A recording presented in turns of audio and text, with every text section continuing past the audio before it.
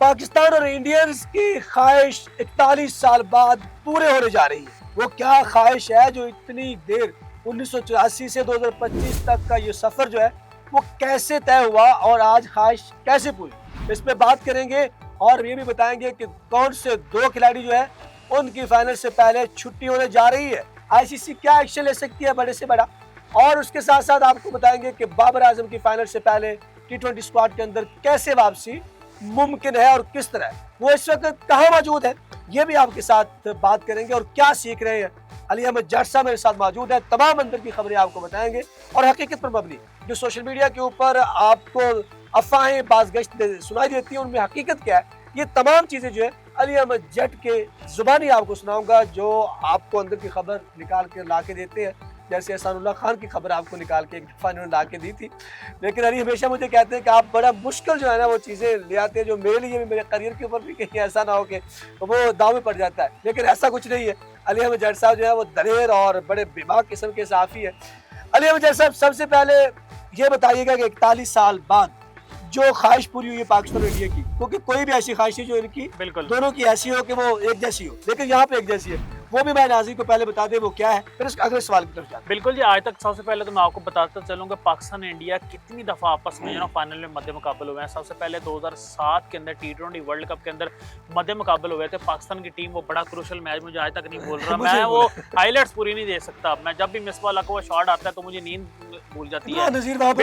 ऐसे ही है, पाकिस्तान तब इंडिया से आ रहा था, फिर हमने बदला ले लिया 2017 के अंदर, हमने इंडिया को हरा दिया, लेकिन हमारा पलड़ा फिर भी भारी है। हमने एक अंडर-19 वर्ल्ड कप भी भारत को हराया और सरफराज अहमद की कप्तानी में, लेकिन वो कंसीडर इसलिए नहीं किया जाए क्योंकि वो अंडर-19 वर्ल्ड कप था, लेकिन फिर भी देख लिए तो एक से मुकाबला बराबर है। एशिया कप हम जो है ना 16 एशिया कप हो गए हैं, ये 17वां एशिया कप है।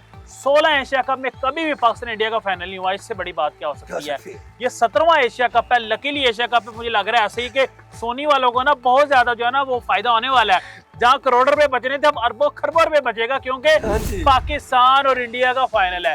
आप एशियन क्रिकेट काउंसिल के पेज के ऊपर चले जाए ना तो सबसे ज्यादा व्यूज आपको जो है ना पाकिस्तान इंडिया के मैच के नजर आएंगे। 50 million, 60 million, 80 million, 90 million, 100 million और पाकिस्तान इंडिया के मैच के ऊपर ही है। हो सकता है एशियन का सबसे महंगा मैच। बिल्कुल, एशियन क्रिकेट काउंसिल को भी सबसे बड़ा फायदा हो रहा है, फिर भारतीय ब्रॉडकास्टर को भी फायदा हो रहा है, पाकिस्तानियों को भी फायदा हो रहा है, इंडिया को भी फायदा हो रहा है। ये ना समझिए कि सिर्फ इंडिया को फायदा हो रहा है, पाकिस्तान को नहीं हो रहा, पाकिस्तानियों को भी फायदा हो रहा है। एक बड़ी अच्छी बात है कि पाकिस्तान इंडिया फाइनल में टकरा रहे हैं और लोग ये भी पूछ रहे हैं कि इंडिया जीत जाएगा। ऐसी बात नहीं है। एक एग्जांपल से बात समझाऊंगा कि अगर एक बॉक्सर किसी बॉक्सर से 2 दफा हारा होता है ना तो तीसरे पता उसके अंदर दिल के अंदर क्या बात होती है, मर जाऊंगा या मार दूंगा। तो पाकिस्तान वाला ये हिसाब है, और जो बंदा जीता होता है ना उसके लिए जीत जो है ना बहुत मुश्किल होती है कि अपनी जीत को किस तरह बरकरार रखे। पाकिस्तान अपनी कश्तियां जलाई हुई हैं। पाकिस्तान फाइनल में जो है ना इंडिया को पछाड़ने वाला, ये मैं आज आपको बता रहा हूँ। सिर्फ करना क्या है, अभिषेक शर्मा और शुभमन गिल को नई बॉल से आउट करना है। इसके ऊपर अली आपका लेंगे, इसके ऊपर अब हम अपनी राय जो है ना वो कमेंट सेक्शन में जाके दें अली कि आप किस तरह तक इससे सहमत करते हैं। बिल्कुल, लेकिन मैं यहाँ बताता चलूं, अली इस बात को जानता है, लेकिन नाज़रीन के लिए 1984 से एशिया कप का आगाज हुआ और 2025 तक के फाइनल, इससे पहले जितने फाइनल हुए कोई 16 फाइनल से पहले हुए, पाकिस्तान की टीम और इंडिया का आज तक कभी फाइनल नहीं, मध्य मुकाबले हुए। वैसे मध्य मुकाबले हुए एशिया कप के अंदर, लेकिन फाइनल नहीं हुआ। अच्छा, वैसे एक बात चल रही थी कि बायलैटरल सीरीज ही हो गया, 3 मैचेस पाकिस्तान इंडिया के, ये तीसरा मैच होने जा रहा है। बायलैटरल सीरीज करवा दिया भाईजान यहाँ पे जो है ना एशियन क्रिकेट काउंसिल ने, इससे बड़ी बात नहीं है। और क्या हो सकता है ये तमाम, लेकिन अली ये तो देखा जाएगा कि कौन जीतता है, ये मैदान, ये घोड़ा।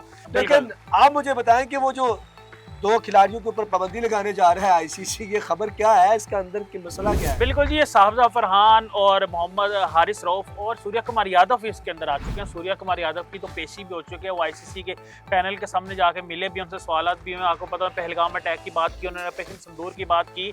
आईसीसी ना सूर्या कुमार यादव के ऊपर लगा रहा है ना ही इनके ऊपर लगाया, क्योंकि उसकी सबसे बड़ी वजह ये है कि अगर हारिस रऊफ के ऊपर पाबंदी लगती है, क्योंकि शाहजाद फरहान तो वो कुछ भी, उनको कुछ भी नहीं होना, उन्होंने एक एक्शन किया, वो एमएस धोनी ने भी किया, तो उनके ऊपर कुछ भी नहीं होने वाला। लेकिन जो इशारे किए हारिस रऊफ ने या सूर्या कुमार यादव ने, जो बड़ी हरकत की है ना सूर्या कुमार यादव को कुछ होना ना हारिस रऊफ को कुछ होना, सीधी बात है। ये आईसीसी को भी पता है कि अगर हम इसके ऊपर कुछ लगाएंगे ना, अगर महीने की पाबंदी, 10 दिन की, 15 दिन की जुर्माना है, तो सूर्या के ऊपर ज्यादा लगने वाली है। सूर्या कुमार ने खुल मखुल्ला कहा भाईजान कि ऑपरेशन सिंदूर, खुल मखुल्ला उसने कहा आर्म फोर्स, खुल मखुल्ला उसने कहा जी पहलगाम अटैक, वो तो खुल मखुल्ला सियासत कर रहे हैं। तो ना उसको कुछ होने वाला है, ना हारिस रऊफ को कुछ होने वाला है। ये बस बातें ही बातें हैं। बाकी दोनों खिलाड़ियों के ऊपर ना ही पाबंदी लगेगी, ना ही इनको कुछ जुर्माना होने वाला। दोनों खिलाड़ी जो है आपको खेलते हुए दिखाई देंगे एशिया कप का फाइनल भी और एशिया कप के बाद भी। एशिया कप के बाद भी और एशिया कप के फाइनल से पहले कोई खतरा नहीं। ये तमाम सोशल मीडिया की खबरें और इंडियन प्रोपेगेंडा है जिसको अली ने बिल्कुल रद्द कर दिया, और ये बात एक हकीकत भी है। अगर इधर से 2 जाएंगे तो उधर से 10 जाएंगे, बिल्कुल पूरी टीम भी जा सकती है। ये दिमाग में रखिएगा ग्राउंड मेरिट। और सबसे इम्पोर्टेंट उनके कोच जो आरएसएस के सबसे बड़े गुंडे हैं। गुंडे जी। अब बात करेंगे अली, मैं बताते चलूं कि ये वाली जो चीज है अली ने आपको बड़ी डिटेल में बता दी कि क्या होने वाला है। ये आगाज भी इस जंग का जो है खेल के मैदान के अंदर इंडिया ने शुरू किया था, जब दस्ताने पहन के, और फिर अली ने बताया कि कैप पहने थे सारे, और उसके बाद फिर मिसबा ने भी पुशअप लगाकर उसका जवाब दिया था कि हम तैयार हैं, आप जैसे भी आ जाए। और अब भी हम तैयार हैं जैसे भी हो जाए। लेकिन अली एक और खबर कि ये क्या खबर है, इसमें क्या सदाकत है कि लोगों ने तो जो फाइनल है उसके अंदर बाबर आजम को शामिल कर दिया है कि 41 साल बाद जो फाइनल हो रहा है उसमें बाबर आजम जो है ना उनकी वो पुरानी पिक्चर लगा रहे हैं, वो जो है ना पेरिस की वजह से पिछले दिनों में वो दोबारा लगा रहे हैं पिक्चर कि बाबर आजम दुबई में जा रहे हैं। ऐसी कोई खबर नहीं, ऐसी कोई बात नहीं। अभी वो रेड बुल के कैंप के अंदर थे, उन्होंने नेशनल क्रिकेट अकेडमी के अंदर प्रैक्टिस कर रहे थे, एलसीसी ग्राउंड के अंदर प्रैक्टिस कर रहे थे। लेकिन अभी रिसेंटली वो कीवन पीटरसन के पास गए हैं, उनके साथ जो है ना वो अपनी प्रैक्टिस का आगाज कर रहे हैं और हार्ड हिटिंग की प्रैक्टिस हो रही है भाई, छिक्कों की प्रैक्टिस हो रही है। तो उनके पास वो मिलने गए में वहां पे आपने देखा वो वैसे नहीं है, पैड पहने हुए उन्होंने। राइट। वहां पे कीवन पीटरसन भी जो है ना वो विकेट के पास खड़े हुए हैं, वो कहाँ किसी मॉल में नहीं मिले, किसी कैफे में नहीं बैठे, वो ग्राउंड के अंदर मिले हैं। तो इसका मतलब है कि काम हो रहा है भाई, कि बंदा आ रहा है वापस, स्ट्रॉन्ग कमबैक होने लगा। और साउथ अफ्रीका सीरीज में भी उसका नाम कंफर्म हो चुका है। अच्छा, बाबर का यानी टी20 स्क्वाड के बिल्कुल टी20 और वनडे टेस्ट में पहले ही है, टी20 में वापसी कंफर्म हो चुकी है। ये 100% आपको बता रहा हूँ बाबर की वापसी हो चुकी है। टी20 में आपको दिखाई देंगे, सिर्फ कुछ ना कुछ ना टर्म एंड कंडीशन वो होनी है, वो हो जाती है, खाली जगह पूरा होगी। बाबर आजम से बात की जाएगी, वो सलमान अली आगा होंगे, माइक हैसन होंगे, आकिब जुवैद होंगे, हो सकता है प्योर भी हजरत हो, मैं उनका नाम नहीं लेना चाहता। वहां बैठ के मामला तय होंगे, उसके बाद बाबर आजम की टीम में वापसी कंफर्म है। वो हजरत होंगे, लेकिन आप बहुत हजरत है, फिर भी कुछ ना कुछ छुपा जाते हैं आप हमसे, मेरे नाज़रीन से। नाज़रीन, मैं बताता चलूं कि बाबर आजम जो है वो कंफर्म अली के मुताबिक, और ये बात मेरे ज़हन में भी थी, मैं भी अली कहता था, अली कहता था कि एशिया कप में तो उनकी किसी सूरत में वापसी भी हो सकती है, वो नहीं हुई।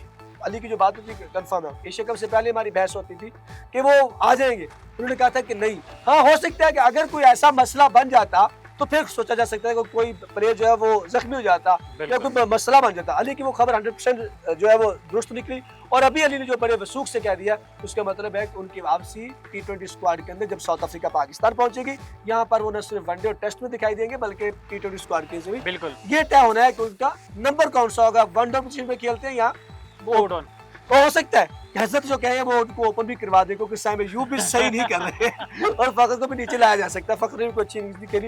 लेकिन ये तो वक्त बताएगा क्या हुआ। लेकिन अब तक की जो खबर है कि ये खुशखबरी है फैंस के लिए। अली ने ये भी बात बता दी, अभी तक आपको किसी भी मीडिया के ऊपर भी खबर नहीं मिली कि वो कीवन पीटरसन के साथ मुलाकात का मकसद क्या है। उन्हें बता दिया कि हार्ड हिटिंग सीख रहे हैं उनसे। तो नाज़रीन, आपने कमेंट सेक्शन में जाके बताना है कि आपके नजदीक बाबर आजम की वापसी, साबजुदा फरहान और हाशरफ के ऊपर पाबंदी, और फिर उसके बाद 41 साल बाद पाकिस्तान और इंडिया का टाकरा एशिया कप के अंदर, आप इसे किस नजर से देखते हैं?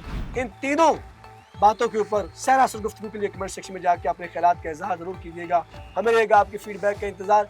मुझे अखलाक सालिक, अली अहमद जट और हमारे कैमरामैन फ़हीम को दीजिए इजाजत।